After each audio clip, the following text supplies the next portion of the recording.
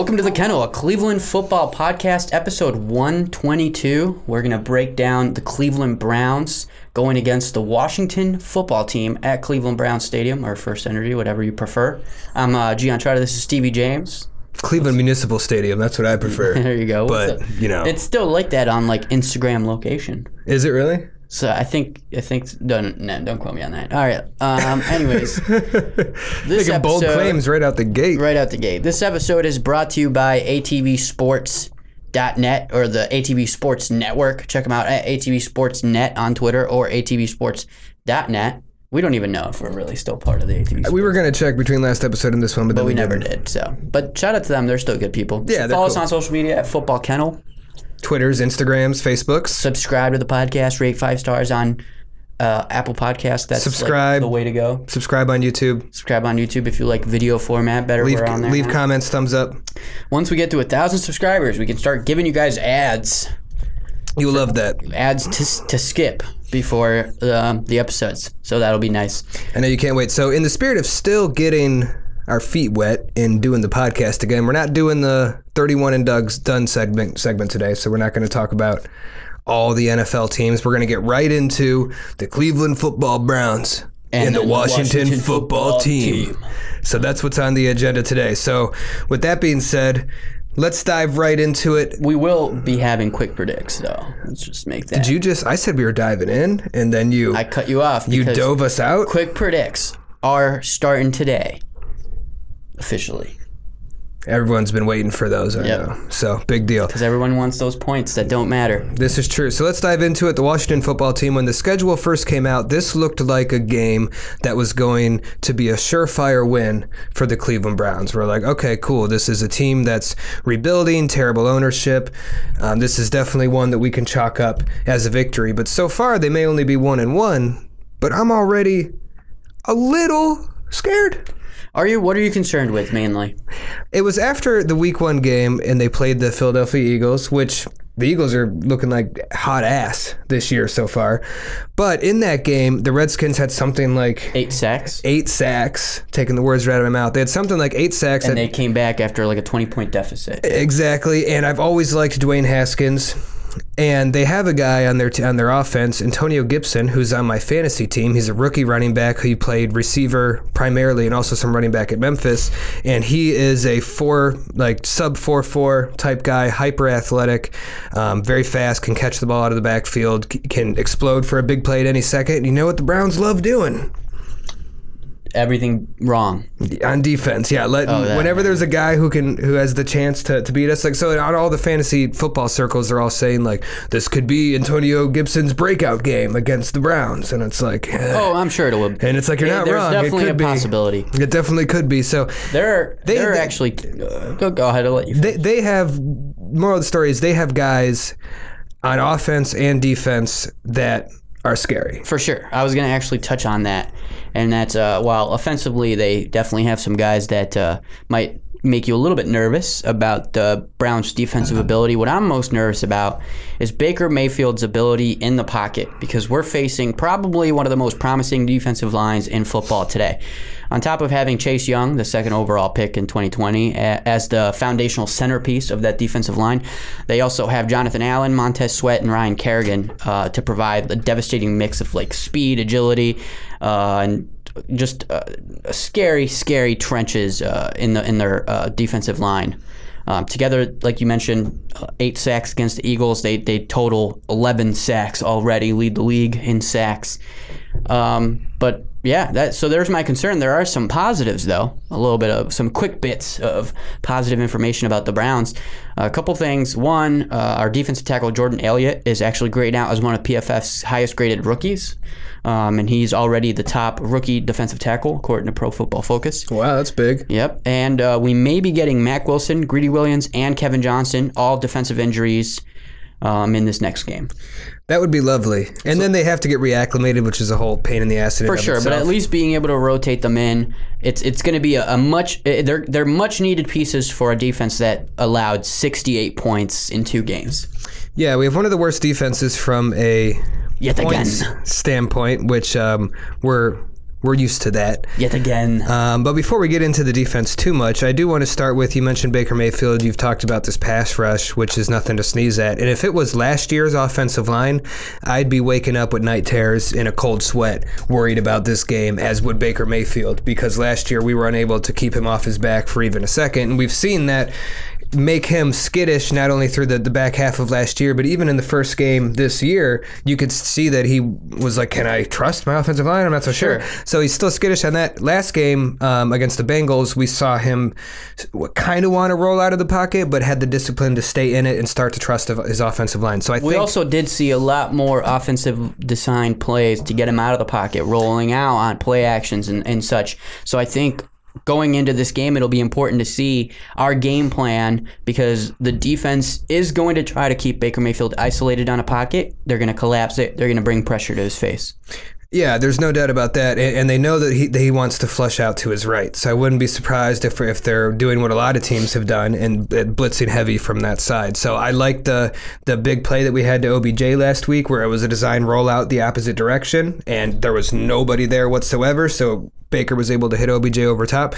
What I'm curious to see is, in the last game, we came out with a lot of play action, but we threw the ball a lot. We talked about this last episode, where out of the first 4 or 5 plays, they were almost every play but one was a passing play. I'm curious how we're going to come out in this game, because I think recreating that may be a little nerve-wracking. I wouldn't be surprised if in this game we try to come out and really pound the run, because if we're able to get that pass rush on its heels, first of all, with a lead, you want to have a lead in the game. That's going to make your life the easiest as far as dealing with the opposing team's pass rush.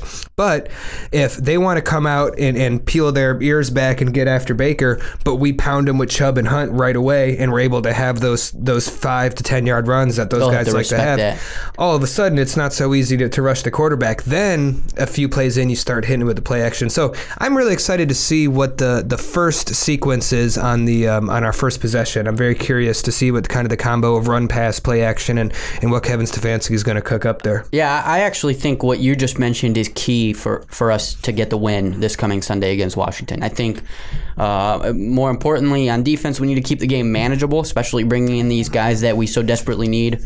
But offensively, we need to pound the rock. We're playing against a defense that is not that great against the run, and we have, I believe, rushing yards per game, 176. We're second overall in the NFL at rushing yards per game, behind Nick Chubb and Kareem Hunt. Nick Chubb with 32 carries, 184 yards, 2 touchdowns, 5.8 average yards per carry, and Kareem Hunt with 23 carries, 158 yards, 1 touchdown, 6.9 average yard per carry. So we're just dominating on the run. That's what we need to do. We need to keep the game manageable by running that rock and, like you said, pounding the Chubb, pounding Kareem Hunt, keeping it hard.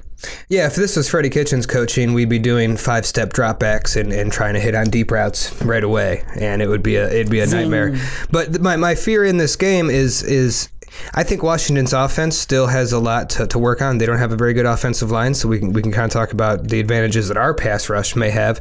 And they haven't been able to run the ball really whatsoever. I didn't even look at the stats for it, but they're not passing or running the game particularly well. No, they're pretty bad. They're 24th at rushing yards per game with 98 and 31st at passing yards per game with 179. Yeah, and Dwayne Haskins is completing just over 50% of his passes. No interceptions on the year, but he has fumbled a couple times, and he has taken 7 sacks, which is nothing to sneeze at. So I like our defensive line getting some pressure on those guys, but the point I'm trying to make is it should be very achievable for us to get a lead on the Redskins, which is going to allow us to run our offense the way we want to run it. And it's also going to allow Myles, Garrett, Sheldon Richardson, etc., to get after the quarterback. And looking at some of the Bengals highlights again, we had some pretty exotic blitzes going on. I think on defense, the coaching is there, the scheme is there. I just think we need to get a little more talent on the field and get better. But this is a game where the defense has an opportunity to really redeem itself over the first 2 games. I mean, this is a game where we have no business allowing over 30 points. No, and I wanted to touch base on what you said earlier about the fear being the running back for the Redskins, for the Washington football team.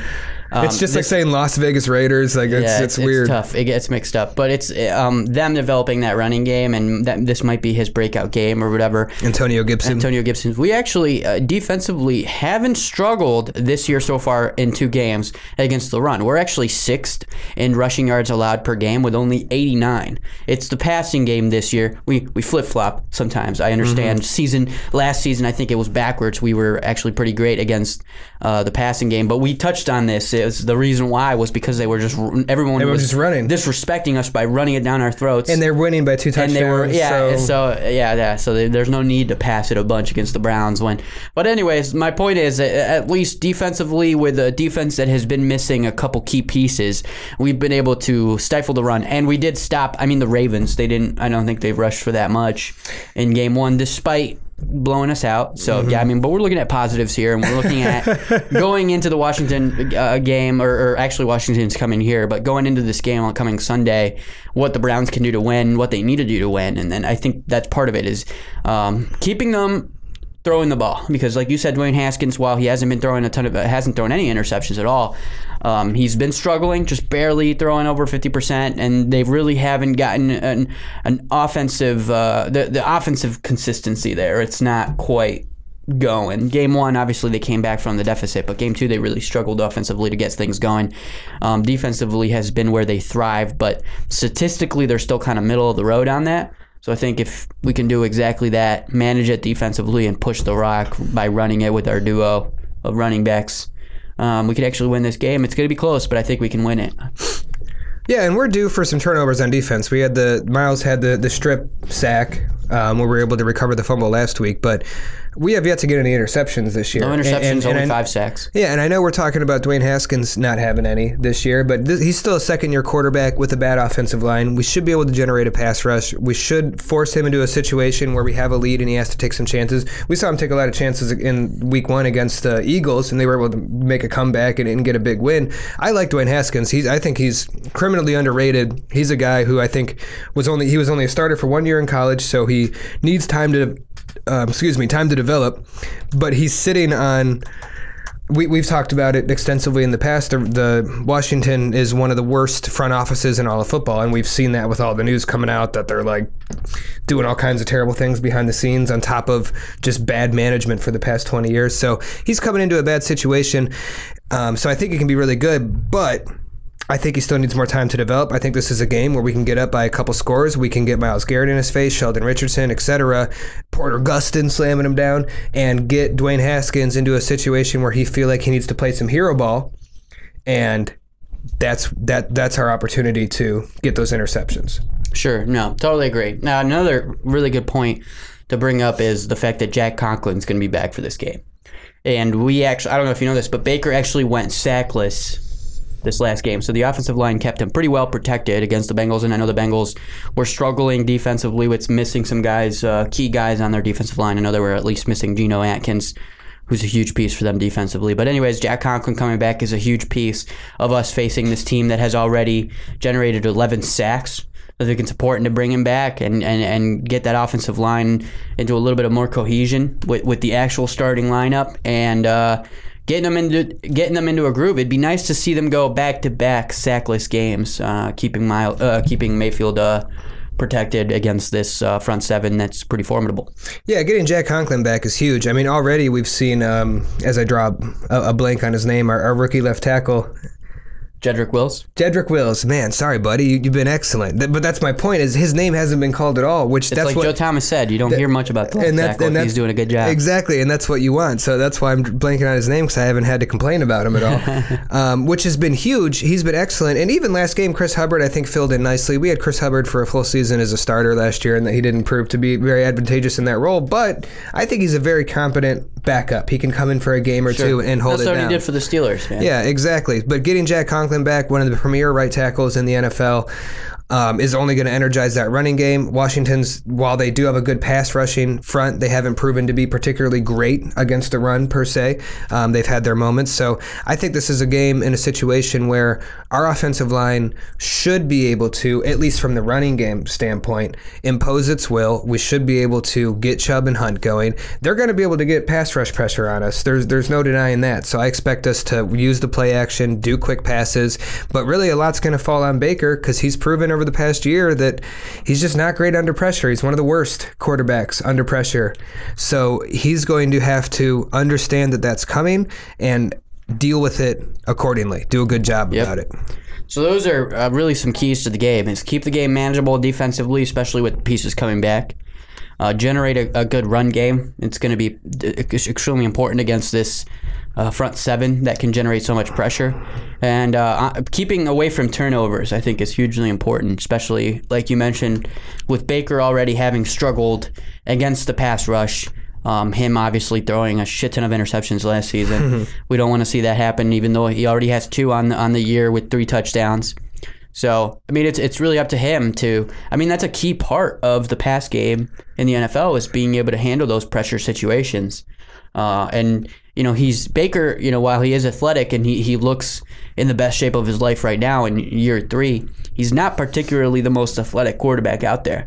So he's really got to develop that kind of aspect of the game, the mental aspect, and being able to survive to the next play if you have to, not forcing those throws and obviously throwing it away to avoid the sack, or finding the quick throws down below, maybe out of the backfield, to avoid those pressure situations. Yeah, and Baker's finally in a situation where he's getting that real coaching. I mean, we touched on this a little bit last episode or the one before, but when you've had 4 head coaches in 3 years and 4 different offensive coordinators and 4 different quarterbacks coaches, they're all telling you to do different things. I mean, he's in his 3rd season, and he's got his coach in OC working on changing his footwork that he had to do this offseason. So it's kind of like it's his rookie year all over again. But I think what we're going to see this year, which is the opposite of what we saw last year, is we should see real progression, especially from Baker. We can, you know, most likely from everyone. But I think this year we're going to see real progression from Baker as the season goes on. Whereas last year it was rocky starts, some moments, and just by the last 4 games it was just trash. I think we're gonna have the opposite trajectory here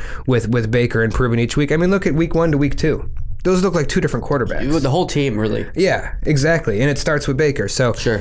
I think having the 10 days off after doing the primetime thing and having who we believe is a very competent coach and coaching staff. Showing that so far, I think. Even in the loss, he was very level-headed. Yeah, if you look at good coaches, they have a great record after the bye and after Thursday night games, whenever they have an extended time.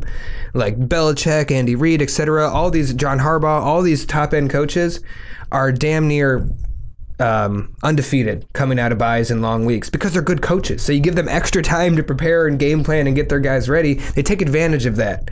So this is a situation where we can take advantage of that and beat the Washington football team's ass. Yeah. Theoretically.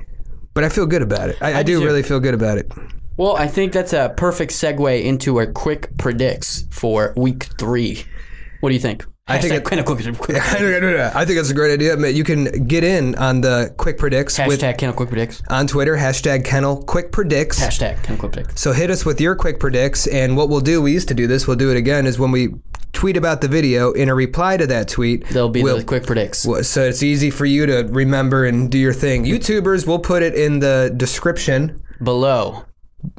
And you can take that and copy and pasta into a comment and put your little quick. Okay, you get it. You guys are smart people. Quick predicts. Let's do the first one. You got to use the hashtag Kennel Quick Predicts so we can find them. Hashtag Kennel Quick Predicts on the tweeters. Tweeted us at Football Kennel. Hashtag Kennel Quick Predicts. That's right. Okay, that's enough instructions. Let's get into it. First one, Myles Garrett sacks. He's only got one. Back. He's only got one so far this year. This is the first official Myles Garrett sack since we removed it after he did the whole helmet gate debacle. That's right. Yeah, we should have kept it there anyways. We switched it to defensive sacks. Totally. I know, but it should have just been like, how many sacks for Myles Garrett? 2. He's suspended. 2. 4 this game. I think he's going to go on a tear. Just keep getting him wrong. He's still suspended. No. It's 4. I think he's going to come back in, though. Anyways, officially back. Quick predicts. Myles Garrett sacks. What are you thinking? I'm going 2 because I don't care. I believe. I'm going 2 as well. Wow, bold, copying my style. I think Myles Garrett will have a multi-sack game. He's due for it, and this is the one. So this is the one. This is the one for 2. This is the one for 2. Nick Chubb rushing yards will be our next quick predict. Let's just go total rushing yards. No touchdowns or just rushing carries. yards. Nick Chubb just rushing yards. Oh man, that's tough. You know, my gut tells me 300. But that might be a little unrealistic, just a tad unrealistic. I'm going to go, you know, we got the Hunt in there, which makes things a little interesting. The Cardinals did have a lot of success last week against the football team running the ball. So I think Chubb's due for a big run, though. He hasn't had, I mean, he's had like a 30-plus yard run, but I think it's about time he rips some big ones in there. Maybe there's like an 80-yarder in there. So I think he finishes at a $151. Jeez, that's pretty dope. Hell yeah, I don't care if it's rational or not. I feel it. I'm going to go with a 129 game. I think he's going to be able to rush the ball effectively. I think we'll be able to balance Chubb and Hunt together, and they both can have pretty huge games because I don't think we'll be passing the ball a lot this game. I think this will be primarily a rushing game, managing the football game, keeping it close. A rushing game. Are you working for the commies? I am working for the Russians. A rushing game with 129 rushing yards. Rushing yards? Rushing yards for Nick Chubb. And this is a big one. Baker Mayfield turnovers. I think it's extremely important for this game, facing the front seven that we're facing, that we keep the turnover differential in our favor. So what do you suspect? How many times do you think Baker Mayfield will turn the ball over? You know, Baker typically doesn't fumble too often, but he has thrown an interception in 9 consecutive games. Which is a rough That's a little number. outrageous. He threw over 20 last year. He's already got 3 this year.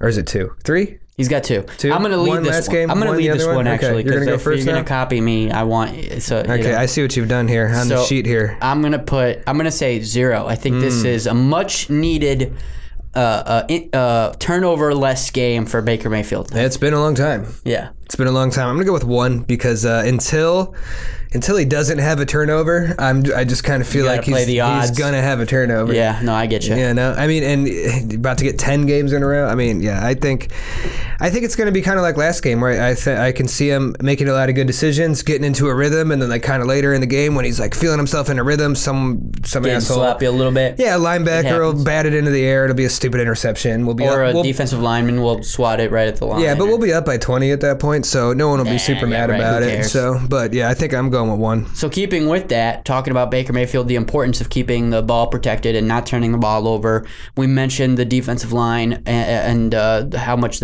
pressure they can bring of Washington.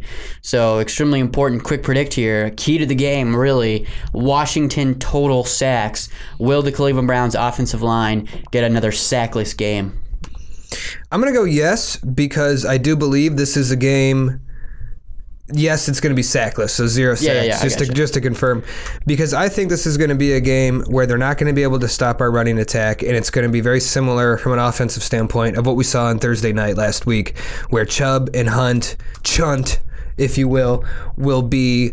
I saw another good nickname for them, 24/7, because they're 24 and 27, so 24 and 7, so like 24/7. Like I get it. That's cool. Yeah, it's clever, I guess. I like Chunt again. Chunt is fun. Chunt. That's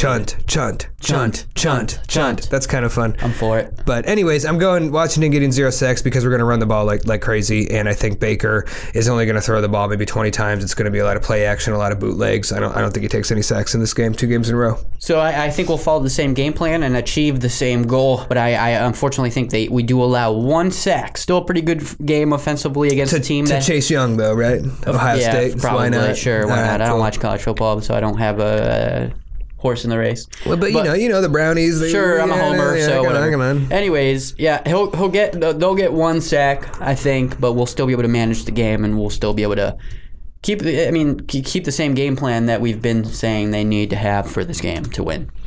So last but not least, the final quick predict, final score for Week 3 against the Washington football team. And we forgot to say the reason you should participate in hashtag KENNEL QUIck PREDICTS is because on the following episode, the post-game episode, we give out points. We give out points to the winners. So if you want some imaginary points that don't matter, that no one keeps track of, you definitely got to participate in hashtag Kennel Quick Predicts. And you'll win some points. You'll win some points. You can't do anything with them, but you'll win them. But you'll hear a nice like coin sound. And your name will be Ba-ting. on our show, which as a result, we'll shout out your Twitter handle or your YouTube handle you'll or whatever. Be famous. And I don't, what you do with all those points and your newfound fame is up to you. Really up to you, 100%. Yeah, we can't be held responsible. They're basically Price is Right rules. So if you go over, it's basically closest without going over. Yes. But sometimes we allow people that went over if it's by like, a very short margin. We don't really follow the rules. We don't. We basically make them up as this is our podcast. We can do whatever we want. So final score for week 3, super important. That we get on the right foot following the win against the Bengals. 10 days playing against a team that hasn't gotten it together. Rookie head coach. I know we're a rookie head coach too, but whatever. Not a rookie head coach. It's his second. Yeah, it's Ron Rivera. No, Ron Rivera. So he's not a rookie head coach, but he's first year with the team. Yes. Perfect. Okay, I'll go first. I'm confident we get over 30 for the second week in a row. Damn. The defense plays better, and we win this game in Cleveland, 31-17. I think the game's going to be a little bit closer than that, but I think the Browns still take this one home, or win this one at home is really what I should say. 24-16, Browns. So which we're keeping in tabs with our record prediction from episode 120, the NFL schedule prediction, where we both predicted a win. You predicted the Browns would be 3-0 after the win against the Washington football team, and I predicted the Browns would be 2-1 after the win. So you could be right. Like if I'm right, we're on track. If you're right, you're still losing to me. So yeah, well, it's because I picked the Browns to win more often. So really, you're losing in terms of fandom. But you're obviously I like the odds game better. But you're obviously a sellout, liar, cheat. I'm a gambler. I like cheater, liar, sellout. That's me. Traitor. I like the Browns. Just some words that come to mind when I think about Browns. You. All right, cool. Who could say Browns the most? Browns. Browns or Browns. Was it you I was texting the other day? I kept saying Browns over and over. Yeah. You should try this on a keyboard. Type Browns over and over. Browns, it's very fun. Browns. I'm going to try it right now. It's very fun. I highly recommend it. Just over and over again. It's satisfying. You get into a rhythm. It's nice. Yeah, see? It's nice, right? Therapeutic. Something to consider. I spelled Browns wrong, but they corrected it. That's good. It knows. It's smart. You keep spelling it wrong. What's that? You got to get in that rhythm. I'm not. Dog. I can't really see my keyboard well because the mic is. You shouldn't need to see it. You need to feel it. All right. Anyways, final thoughts for the Cleveland Browns and the Washington football team going into Week 3. Browns. Grounds. Browns. Great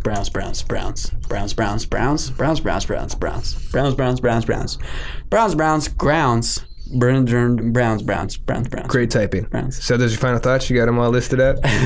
Yeah. Okay, I'll really give you my final thoughts. My final thoughts are: I think this is a manageable game. We could definitely win. Defensively, we're getting some key pieces, so I think it's important that they have kind of like a bounce back game against a team that, I mean, they definitely put the hammer down against the Eagles, so it doesn't mean they can't do it again. We shouldn't take them for granted, and we shouldn't expect the win. But I think with the 10 days, with the extra time. Them just kind of being a shitty organization, which I know we have our habits as well, but yeah, we're it takes one to know one. Washington, pretty bad, yeah. But yeah, keeping the running game strong, managing the football, managing the turnovers, and then keeping the game close defensively. I think we can win this game.